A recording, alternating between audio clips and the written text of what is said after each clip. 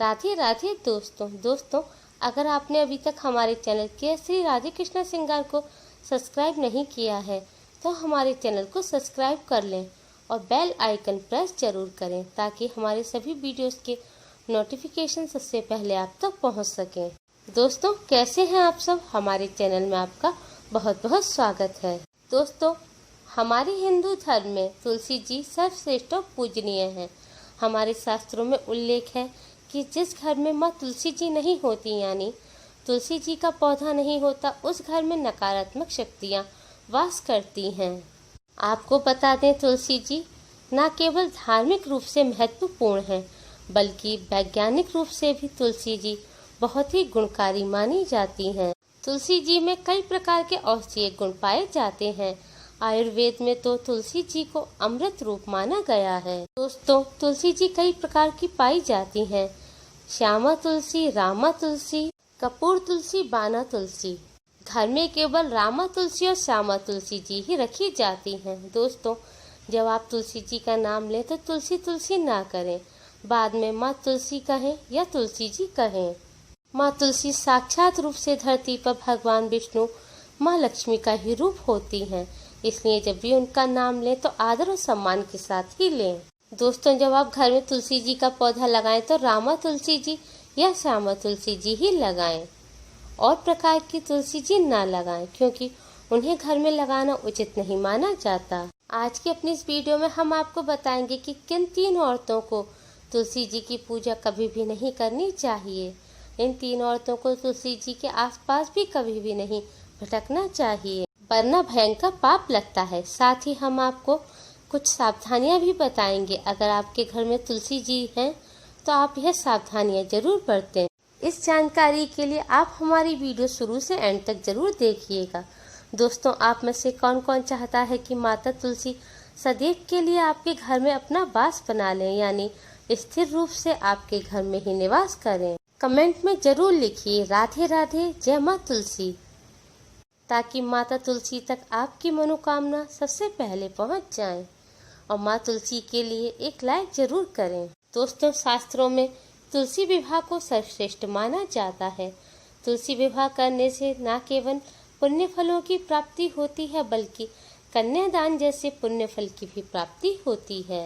दोस्तों, सबसे ज्यादा सवाल हमारे पास इस चीज के आते हैं कि मासिक धर्म के दौरान महिलाएं तुलसी जी का व्रत रखें या नहीं, उनका पूजन करें या नहीं, या उनके पास से होकर गुजरे या नहीं। तो चलिए जानते हैं। यह उस समय की बात है जब महाभारत में द्रौपदी का अपमान हुआ था।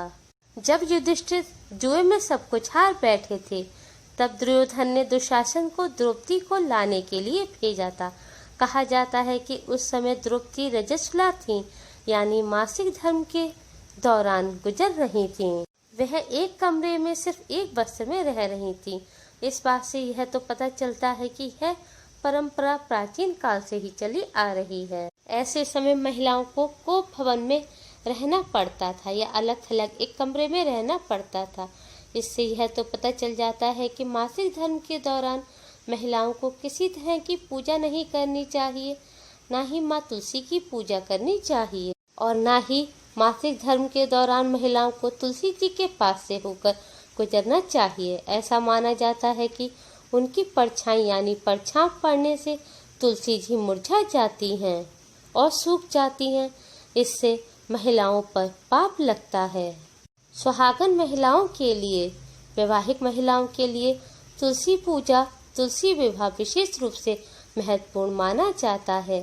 तुलसी विवाह करने से महिलाओं का वैवाहिक जीवन हमेशा सुखमय रहता है और सफल रहता है, और 7 जन्मों का साथ हमेशा बना रहता है। क्या आप जानते हैं कि अगर आपने हिंदू रीति रिवाज के हिसाब से विवाह नहीं किया है, यानी फेरे नहीं लिए हैं, तो आप भूलकर भी तुलसी जी के पौधे के पास ना जाएं। ऐसे में आप तुलसी जी से दूर रहें, क्योंकि तुलसी माँ बहुत ही पवित्र होती हैं। बिना 7 फेरे के रीति रिवाज के विवाह के कोई भी महिला माँ तुलसी जी का पूजन नहीं कर सकती हैं। अगर आपने बिना 7 फेरों के कोर्ट मैरिज की है या और किसी भी रीति रिवाज से विवाह किया है, तब भी आप तुलसी जी के पौधे के पास ना जाएं, क्योंकि बिना 7 फेरों के तुलसी जी के पौधे के पास जाना बिल्कुल भी शुभ नहीं होता है। ऐसी महिलाएं कभी भी तुलसी जी का पूजन नहीं कर सकती हैं।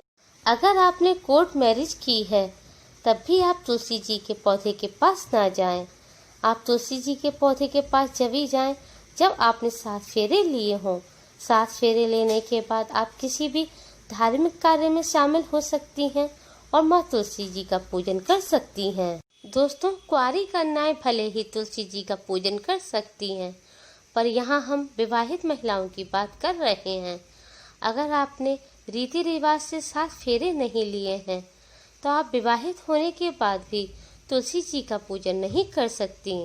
अपवित्र व्यक्ति, गंदे विचार, दुष्ट व्यक्ति माँ तुलसी जी से हमेशा दूर रहें। ऐसे लोगों की पूजा माँ तुलसी जी कभी भी स्वीकार नहीं करती हैं।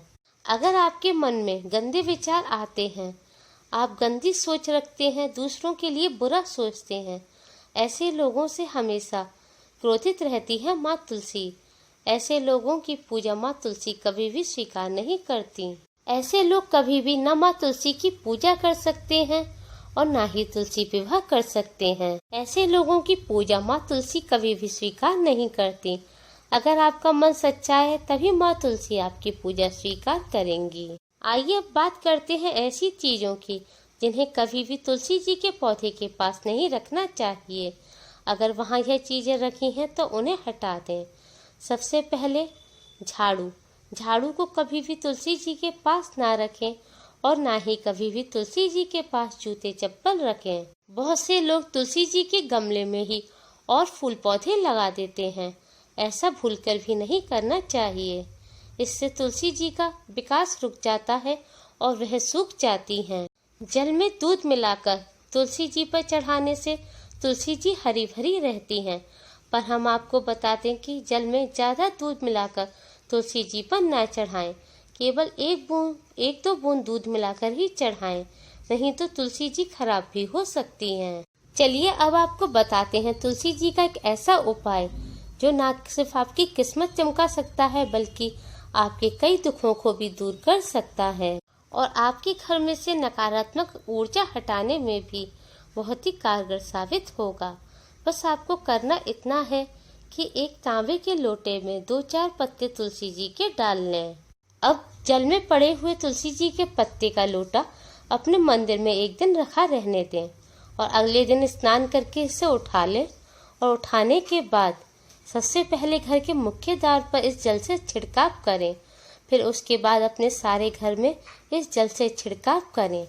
अगर जल बच जाए तो थोड़ा सा उसे पी लें और बाकी का बचा हुआ तुलसी जी के पौधे में या किसी पौधे में चढ़ा दें। इससे आपके घर में से नकारात्मक ऊर्जा दूर होकर सकारात्मक ऊर्जा का संचार होगा, जिससे आपकी किस्मत तो चमकेगी ही, साथ ही आपके परिवार के सभी सदस्यों के बिगड़े हुए काम भी बनने लगेंगे। पर यह उपाय करते वक्त, तुलसी जी का पूजन करते वक्त आप ध्यान रखें कि इतवार के दिन यानी रविवार के दिन तुलसी जी का पूजन ना करें और याद रखें कि एकादशी, सूर्य ग्रहण और रविवार के दिन भूलकर भी तुलसी जी के पत्ते ना तोड़ें और ना ही उनका स्पर्श करें। उम्मीद है आपके लिए यह वीडियो उपयोगी साबित होगी। अगर आपको हमारी वीडियो पसंद आई है तो आप इसे लाइक करें, हमारी वीडियो को अपने मित्रों रिश्तेदारों में शेयर करें ताकि वह भी इससे लाभ प्राप्त कर सकें। हमारी और भी वीडियोस के लिए हमारे चैनल केसरी राधे कृष्णा श्रृंगार को सब्सक्राइब करना ना भूलें। Thanks for watching. Radhe Radhe. जय माँ तुलसी।